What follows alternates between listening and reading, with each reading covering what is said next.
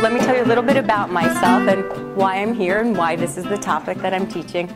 So I don't know if anyone knows what an intuitive counselor or a happiness coach is. So I'll tell you a little bit about myself. So basically, I'm a psychic. It's funny that psychic is a noun and a verb sort of at the same time. So I have very in-depth intuitive abilities that are very practiced.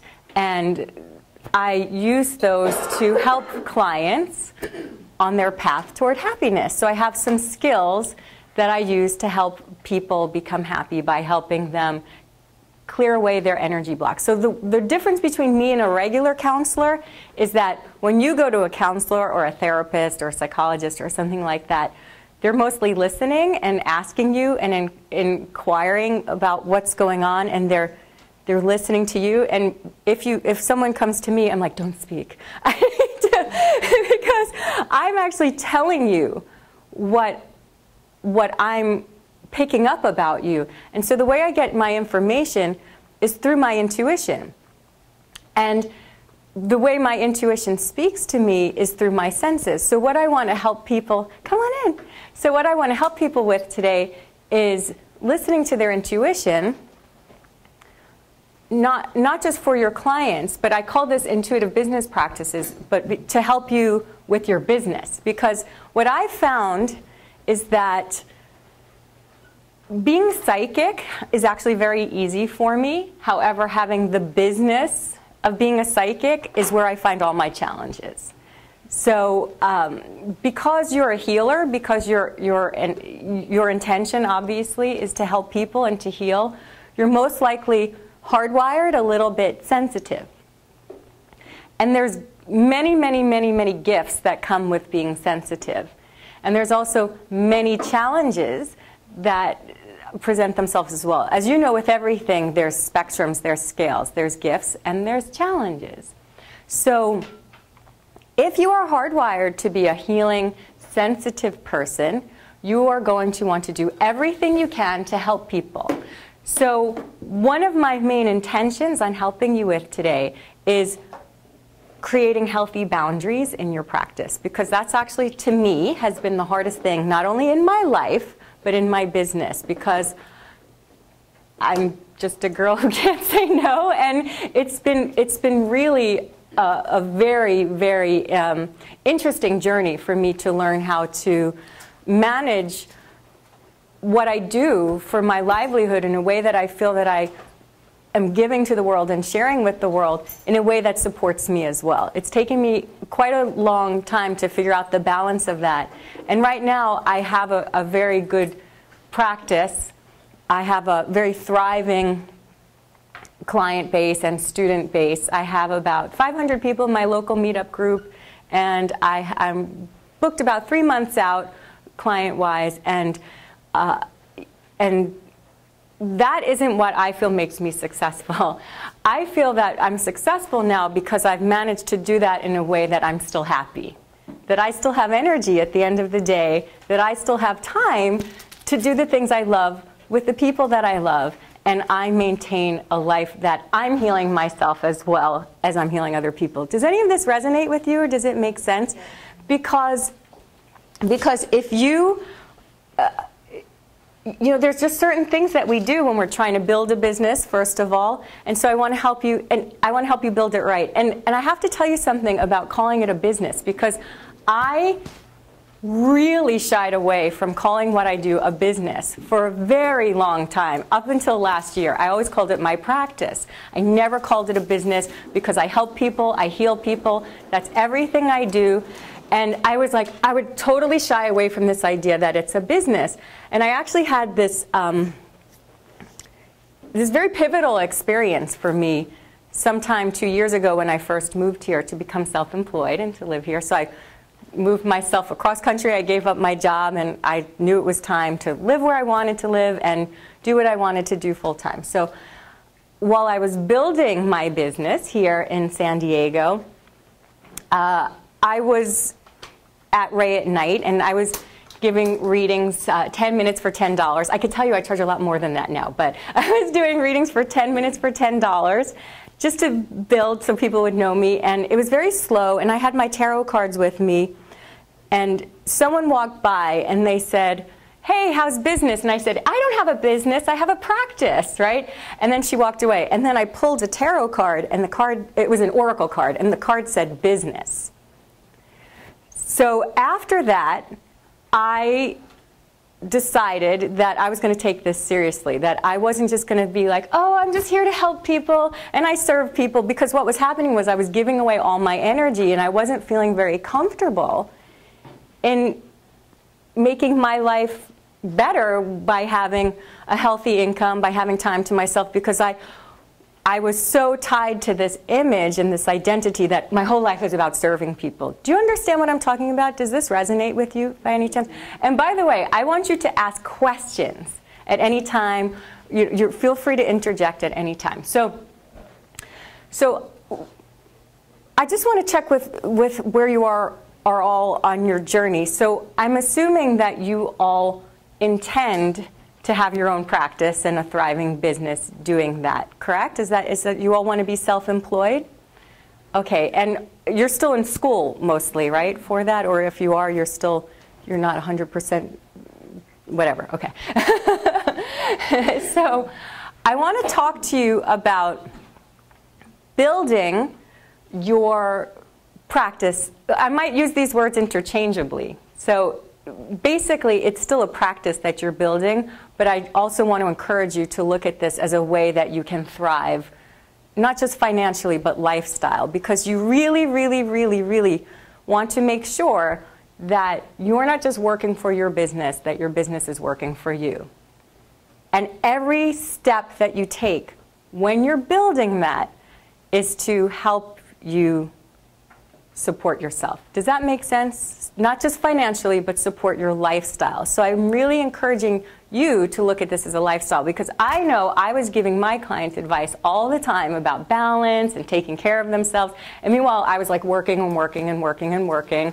And didn't want to raise my rates, even though I always had like a 5-month waiting list, and I didn't want to raise my rates because I wanted to just keep giving to people, and I was just exhausting myself. So I'm really, really encouraging you this whole time that the minute you're out of school, or even when you're in school, while you're building your practice and building your business, that you are thinking, how can I build this in a way that is supporting my lifestyle? Because what happens is, when you start to get out there and put yourself out there, you're afraid, well, at least I was, and if this doesn't resonate with you, feel free to let it go. But what we tend to do is think, I don't want to lose this person.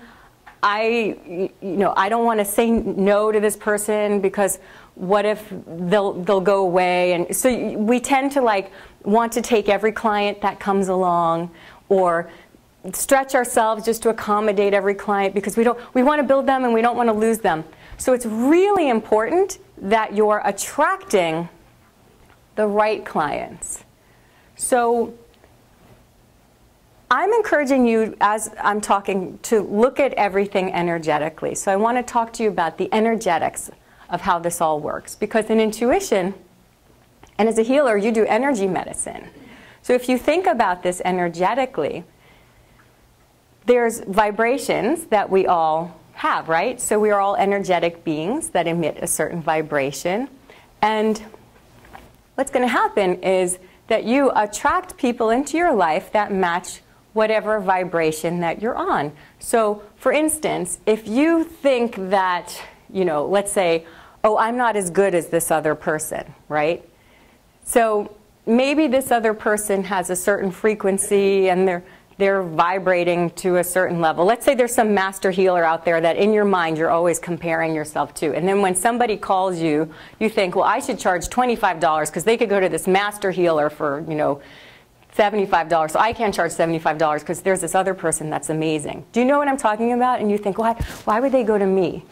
So the way that the universe works is that we all attract vibrational matches. This is how people date each other, right? Like if this is what you're thinking and feeling, you attract the person that matches that, right? So clients are the same way. Let's say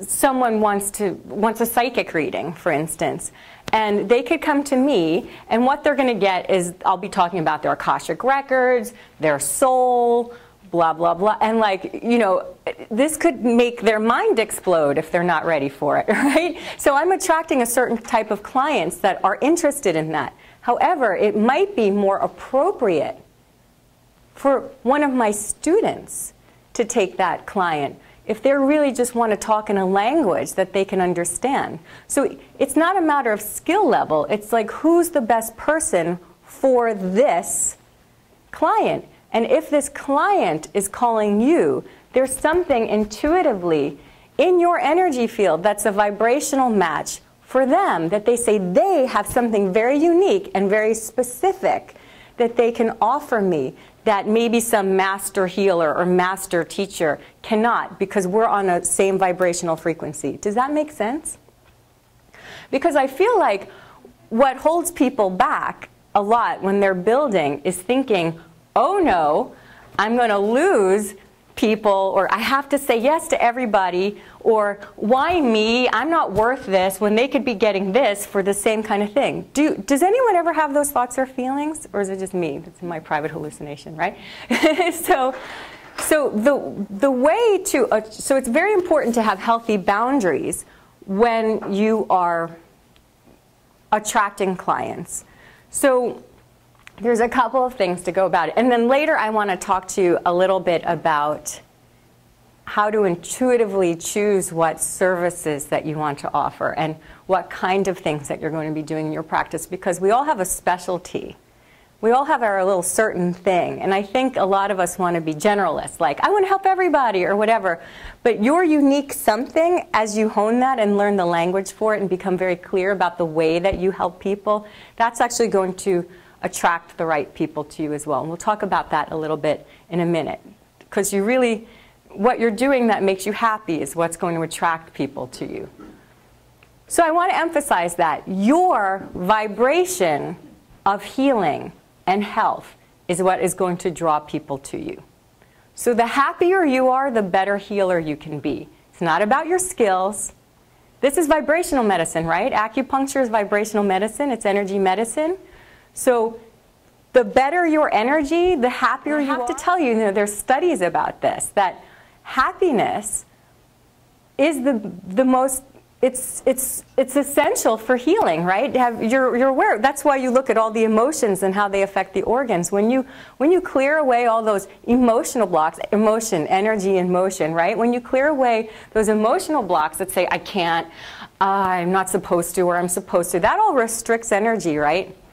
Well, just like you're doing that with your clients, you want to do that for yourself. Like, oh, I need to study, or I need to work this many hours a day, or I need, that kind of stuff. That starts restricting your energy, which actually restricts all of the abundance in your life. So if you're a very joyful person, if you have a very positive energy, if you love your life and you love what you're doing, people will actually start being healed because of the law of entrainment. Do you all know about the law of entrainment?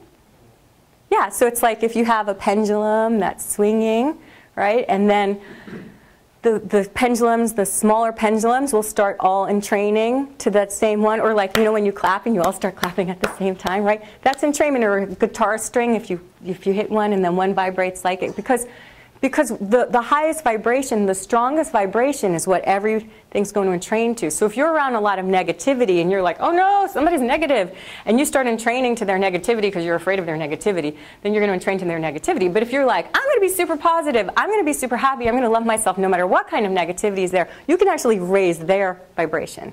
So the most important thing that you can do to heal your clients and to help your clients is to raise your vibration so that you love your life. Cannot emphasize this enough. Because can you imagine you walk into a healer and they're just like radiating with positivity? You're just like going to be like, oh my gosh, I don't care, I'll have what she's having, right? And then everyone entrains to it. Yes? I was just curious how, like, what you're saying makes sense, but how do you balance responsibility with what you want to do, which is probably not going to be responsible. I am Like you so said, reckless. No, I'm just kidding. like you said, go surfing as opposed to studying, and you know that you need to study. You know what I mean? Yeah, no, that's an excellent question. So it's not about like, oh, I never want to study, because so basically I have a calendar where I have on my calendar certain days and times every day that I have hard booked on my calendar recreation. And I have hard booked self-care, and that's non-negotiable. Anything that I've got going on, it's like, I gotta go dance around my room now. I can't work. I can't be on the internet. So that's one way. So the other thing is, if you have your responsibilities on your calendar, like I take clients, no matter how tired I am or whatever, I'm taking clients this many times a day. So I want to, some of it is, it's very intuitive. Like, have you ever had that thing where you're like, you're fighting against everything? It's like you're swimming upstream because no matter what you do, you're avoiding something? Studying. And it could be the way that you're studying too. So do you find that you have a hard time studying? Well, sometimes. I just kind of feel the conflict there sometimes, and so that's why I'm curious, and I'm just using that as like an example to, you know, extrapolate into other situations. Yeah, and the conflict there could be, every time we feel a conflict, there's usually something inside of us that we are supposed to be listening to that we don't want to listen to. That's why there's a conflict. What happens is your intuition says, dude, or dudette in my case, you need more time to enjoy yourself. So maybe you take your test a year later, but like that year you're traveling around the world or whatever. You know, it takes you longer to study, but you're having a good time the whole time. Do you know what I'm saying? So maybe your intuition is trying to tell you like you're forcing some kind of timing, or you're thinking. Because if there's a conflict, there's always a part of you that says, this is what's right for you. And then what happens is, so our intuition is more of this body thing, and what I want to do later is show you how to listen more to your body than your brain, because they're different parts of the brain, right? So your intuition is saying, like, you need to take time for yourself every day. You'll actually find it better to study if you actually book time for recreation too, because both need to happen. But, so do you know what I mean? Like if you run a dog, if you like have a dog and you run it first, then it could sleep. It's not like the dog should never sleep and the dog should never exercise. It's like run the dog and then sleep. Does that make sense? So there's probably a part of you that's trying to do both at once. Like, I should be studying, I should not be, I should be, you know, and it's like trying to do everything. So if you have a feeling, so anytime there's a conflict with yourself, you have to say, what is it that I want that I'm not listening to? What is it I'm afraid to hear? There's a part of me that's thinking, maybe I should take longer with this exam, or maybe I should take longer and just enjoy my life in the process, or there's things that I can do, and I'm going to be diligent about these times, but then on my off time, I'm going to be diligent about not studying. Does that make sense? So let me teach you how to listen to your body and your intuition as opposed to your rational mind. Do you need to go? Or you're just bored? Okay. Nice to meet you. So, what? Yes, well, it's recorded. So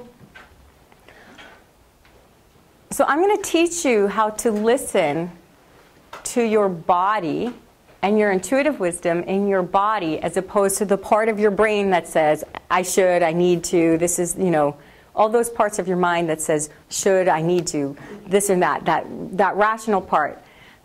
There's parts of you that are talking to you that are picking up on the energy around you that's appropriate for you. And the way your mind works is that rational mind, that's your left brain, that's the part that keeps track of time, that's the part that is linear, time and space, logic, reason. And then we have this right brain, this subconscious mind, the feminine brain, that is picking up information, all those millions of particles of information that are too much to process, but something in our energy body is feeling them. And if you allow yourself to slow down and tune into that part of you that's picking up all this other information, then you can go more with the flow of what's intended for your life. Does that make sense so far? So, did you have a question or a comment? No. She's laughing. That's good. Smiles are good. So,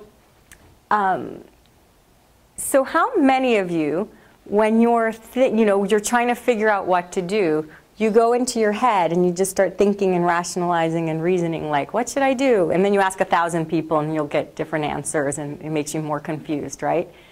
So what I'd like to do is teach you how to listen to your body for an answer. So in order to be really truly connected to your intuition, you need to be completely centered and grounded in your body, because we're electromagnetic beings. And so, like mental energy is like air energy, right? So it moves up and, right? Air energy is moving, it rises.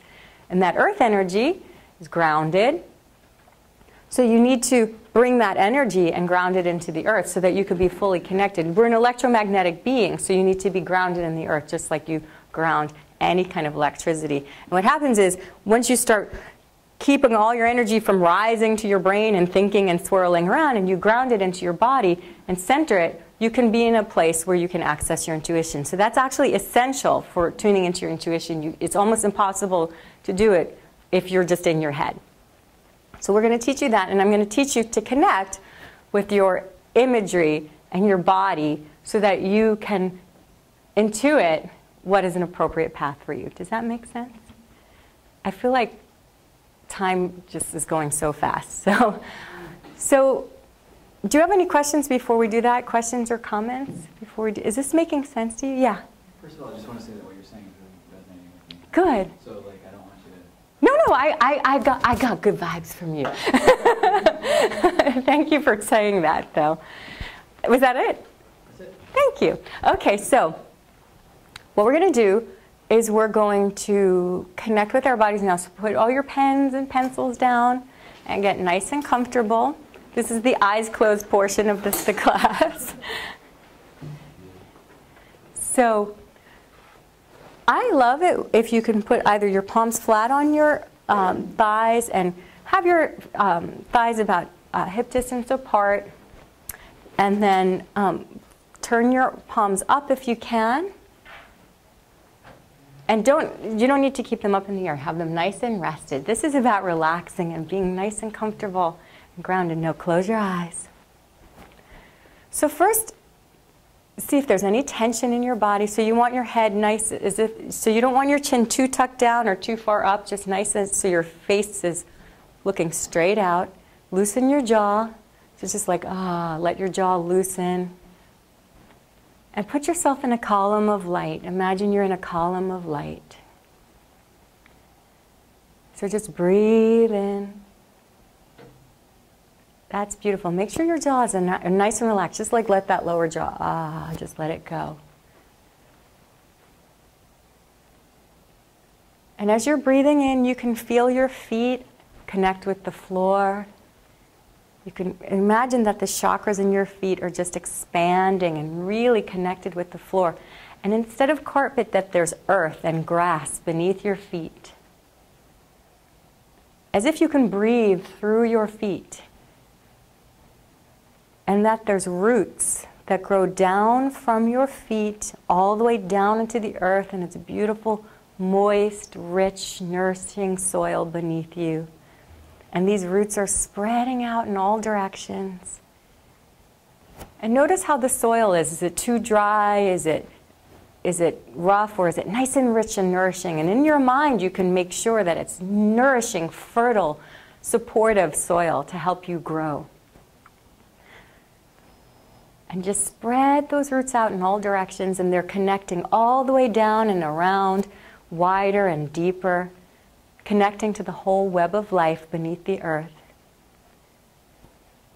Good. Keep breathing. Now bring your awareness to the base of your spine. And at the base of your spine is your root chakra, this beautiful red orb that spins like a fan. Just visualize that beautiful red light. And from the width of your hips Allow yourself to grow like a trunk that goes down into the earth, or roots that grow down into the earth, all the way down in that nourishing soil, that rich, nourishing soil, and spreading out in all directions. Good. So keep breathing. And visualize above your head this beautiful golden sun. It's radiating so bright. This is a source of life and light and wisdom, consciousness and healing. So imagine that the top of your crown is opening up to receive this light that's pouring into you like liquid light that pours into your crown and into your head and your face and your neck and your shoulders and down your arms and streaming out your fingertips. So light is streaming from your fingertips. And imagine this light is now pouring down your throat, down, down, down your torso, opening up your heart, and let your heart open like petals of a flower as this light pours front and back of you.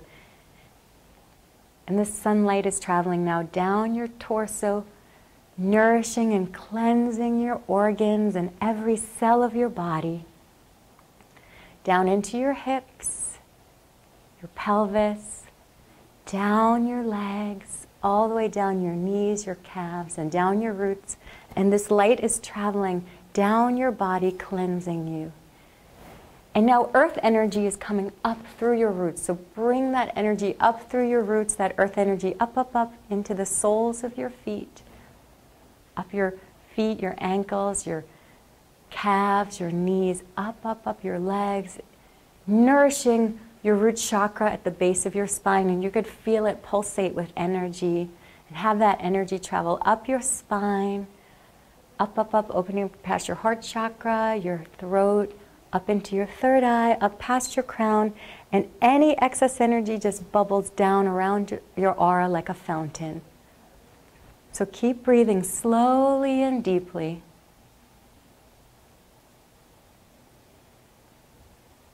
And earth energy is traveling up, and that beautiful spirit, celestial, solar energy is traveling down through you. And it's gathering at your heart. And the light from your heart just radiates outward and expands into your aura, brightening your aura. And any energy that doesn't belong to you is just washed away with this beautiful healing light. And if your aura feels too small or too big, just make it nice and spacious around you and filled with this beautiful healing light. And seal up your aura with love and light as you affirm only positive energy can travel in and out of my aura. Any negativity just gets released through these roots. Any energy that doesn't belong to me just goes down through my roots, down into the earth, the core of the earth, to be transmuted, transformed, and healed. So breathe in light and exhale through your feet, down through your roots, anything that's no longer serving you. So you're breathing in wisdom and pure knowing, and you're exhaling any beliefs that you don't know what to do. And you're breathing in your light, your energy, and you're exhaling anybody else's energy that's no longer serving you. So just keep breathing in light and exhaling through your roots.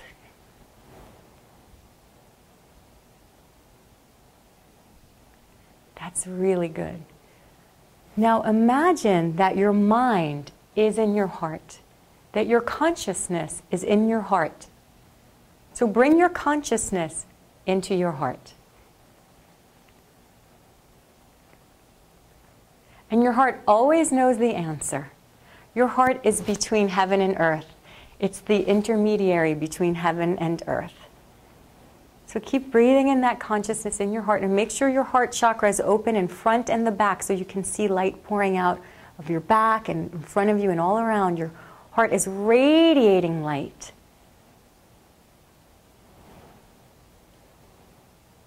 That's very good. and your consciousness is here. So when you ask a question, you can connect with your higher self now. Connect with your higher self, the all-knowing part of you that's connected to your life's purpose and your calling. And connect to your higher self, body, mind, and spirit. And ask that your higher self guides you and communicates to you and through you what is appropriate and right, not just for you, but for everyone, for the highest and best of all. And with that knowing and assurance, you can ask your heart. If there's any questions about your life right now, can you raise your hand with your eyes closed? Just raise your hand very gently if you have a question that you'd like to ask your higher self. Anything. Raise your hand. Even if it's like, just show me something. So if you don't have a specific question, you can just ask for a general. Raise your hand when you're ready to ask your heart something. Okay, put your hand down. So you're going to ask your heart. You're going to ask your higher self through your heart. Show me what is in my highest and best. How do I proceed in my life right now relative to this inquiry?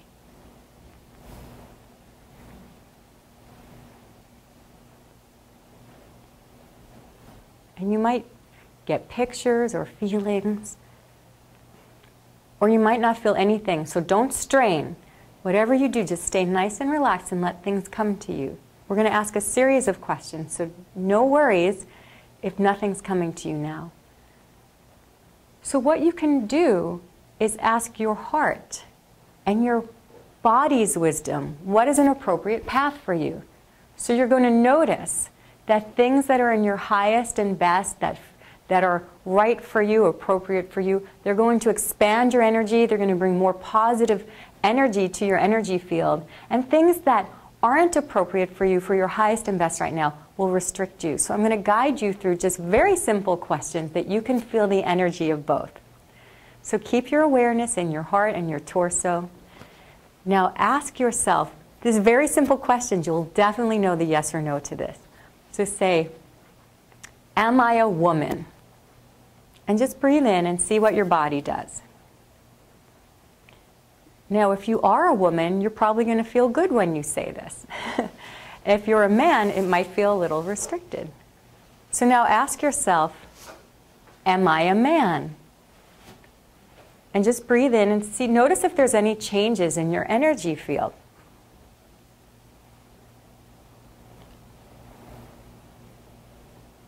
And you can ask yourself,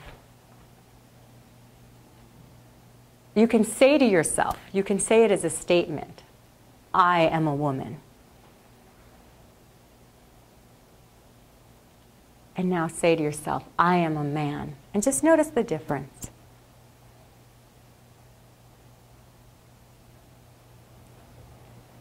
And you could try this with your name. Say, my name is, and say your name to yourself and see what happens. And after each one, just breathe in. And now, say to yourself, my name is Evelyn. And notice if you feel a difference. So keep your eyes closed. What I'm going to do is guide you to ask your body's wisdom and your intuition some questions so that you can intuit what your probable future is like. So if you're deciding between something, you can ask your intuition and your higher self to see if, is it in my highest and best to take this course of action? And just notice what happens with your body and what images come to you.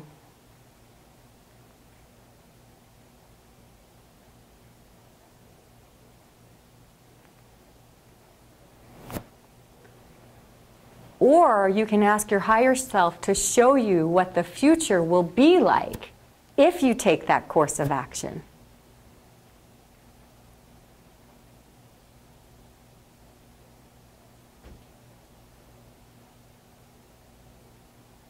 Keep breathing. We're almost done. It's like a yoga class. It's like you're holding a pose for a really long time. Now you can ask about another scenario. You can even make one up just to see what happens. Show me the probable future if I take this course of action, or is this in my highest and best to do this? And just see what happens. See what happens in your body, see what images you get.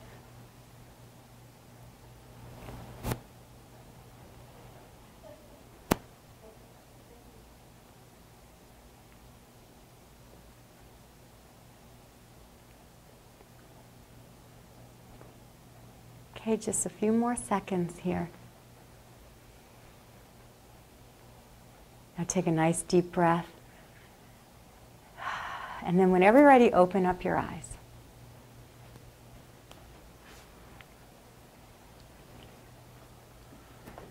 So raise your hand if you were able to feel some kinds of difference between the things that felt right and the things that didn't feel right. Right? Who wasn't able to? Pretty much everyone. What? Did you have a question? Mine was just like really slow. It was kind of hard to tell. What about when you were envisioning different probable futures? Was that any easier for you? Not necessarily. Are you an analytical person? Yes, generally. Yeah. And this is part of why you're conflicted. Because your body and your intuition is trying to communicate to you, and I think maybe you think your way through things. Does that make sense? So I would practice. Who found it helpful at all? Did you find it helpful to do this? Does anyone want to share their experiences? It's the trust that is, the hard part. It's like, because I could feel the difference, like the no question that I asked, I could kind of feel my heart flutter. Yeah, exactly. And when I asked a yes question or whatever, like it kind of felt like a release. It feels open, right? Yeah, but it's like to trust. Exactly. Do I know, is that real feeling that I'm feeling? Well, don't you go through this in your life? Weren't you saying you're like, oh, I'm all conflicted, right? So how often do you feel that kind of conflicty feeling? I usually don't go against the flow, though, too much. That's good that you're in the flow. So it's just a tool, and if it works for you, that's great. And if you're just more, if there's a different kind of flow that you tap into, that's great too. This is another tool which you can use. What I'm encouraging you to do is ask your heart. So what happens is when you're designing how you want to do your practice, when you're designing your business, there's certain things that you might want to do that you think aren't feasible, aren't marketable. Like, oh, I really want to do this, but everybody wants this. For instance, like there's a lot of people who are massage therapists who really want to be energy healers. But they think, oh, well, people will only, or acupuncturists, and they think, oh, people will only want massage, and that's what gets people in the door. But you feel drained, you feel tired. If your heart is saying, I love this and this is what I want to do, well, then you need to do it. See, for instance, me, my intuitive practice, my client is so thriving that, but what was really in my heart is teaching. And I already had and have a successful business. And so it seemed irrational, right? It's like, well, if you want to teach, but you have all these clients. So then I had to go through this process of, oh no, now my clients need to wait longer because I felt bad, because I want to help everybody. Oh, now my clients need to wait longer, and what am I going to, what if this doesn't happen or whatever. So I went through all that because I already had the successful practice. So I switched to teaching, doing more of it. And things just started opening up for me even more. But my mind, it didn't make sense. But in my heart, I knew that's what needed to happen. So what I'm encouraging you to do is not think about your business and the way you grow your business in terms of what's going to make you money and what people want. Because what you're doing is you're actually going against what your intention is. The reason that you were created in this life is to be very unique and very specific to you. And your heart knows. It's like an acorn. It's like, if you want to be a maple tree, you're meant to be a maple tree. Do not try to be an oak tree, because the more you try to be an oak tree, the less you could be a maple tree. Do you get what I'm saying? So if you're having something in your heart that says, I love to do this, but I don't know how I can do this. This is not what people want. This is not where the money is. This is not feasible, blah, blah, blah, blah, blah. Then you are going against where you can prosper. You're going against what's going to be a really happy and healthy lifestyle for you.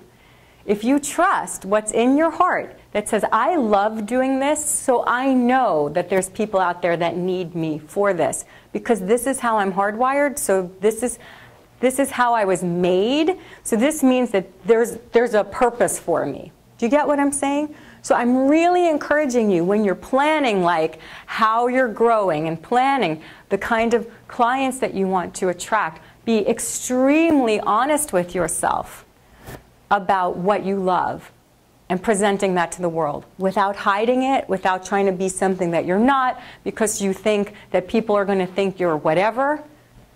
I mean, plenty of people think I'm whatever, but then plenty of people find me helpful. Do you understand what I'm saying? And you really have to go with what you're meant to be. You really have to go with how you're hardwired. The seeds inside of you need to grow in the way that they're meant to grow. Do you guys get picking up what I'm putting down? So we have just a few more minutes. So I want to open this up for questions, if you have any. Anybody? Questions or comments? Would you just have someone do those types of exercises to get better at it? Because I am more analytical, but yeah. I can see how it's starting to sprout. Actually, I like the idea of sprouting. Yeah, I definitely, and especially if you found it uncomfortable, because what happens is we're taught, and you know the elements, right? If if energy is constantly rising in a person's body, right, and to get them back to health, you want them to have more yin energy, right? You want them to get grounded in their body. It's the same with intuition. If you tend to analyze, you want to practice that yin energy, you want to practice that grounding and centering to help you connect with your body's wisdom and your heart's wisdom. I would practice that. Just like you would tell a client to eat more nuts or whatever. I don't know what you guys. Yeah. Just to be clear, there's a difference between kind of being scattered and kind of going after whatever little new thing kind of sparks your interest, as opposed to being grounded in your body and asking your intuition about like what is right and what you should really do, right? Yeah. There is a clear difference, because they kind of seem really similar to me, like I guess from an analytical aspect. To bring that up again, yeah, there's nothing scattered about being very precise. Bye, nice to meet you. Sorry, my class. No, I know everybody's on a time thing here. Nice to meet you, though. Thea, you're so welcome. This is actually very precise. It's actually to keep you from getting scattered, because what happens is we get scattered when we try to do things that aren't appropriate for us. When we're very in tune with what our very specific loves and purposes is, then it actually focuses our energy very precisely. It's like I was saying, you don't want to be a generalist for your clients. You don't want to be like, I heal everything, because I don't help I have a very specific type of client that I like to work with. I particularly like to work with empaths, who are highly sensitive people who are wanting to connect with their intuition and grow spiritually and understand their soul. Those are my people. All of my marketing, the way I present myself in the world, is very precise that way, so that I'm attracting. And I say no to a lot of clients. People call me, they want palm reading, they want to know their future. I say, sorry, let me recommend you to somebody else. It's so important that you screen your clients for a right, because what's going to happen if you take a client that is not in a vibrational match to what you really love to do, then you're going to always feel like you're not pleasing them. They're not going to be pleased by you, and it's going to just screw your head, right? So you're going to be spending lots of energy trying to please people who weren't a vibrational match for you to begin with. And that's where I said, if you're so afraid, oh no, I don't want to turn clients down, or I need to build my practice. If you build your practice right, then it will be very clear, very focused, very prosperous. That you're attracting the people that you love to work with, you're attracting the people that you can help the most, because you're very clear about how you help people. And then you can grow in a way that's healthy for both of you. You'll love each other.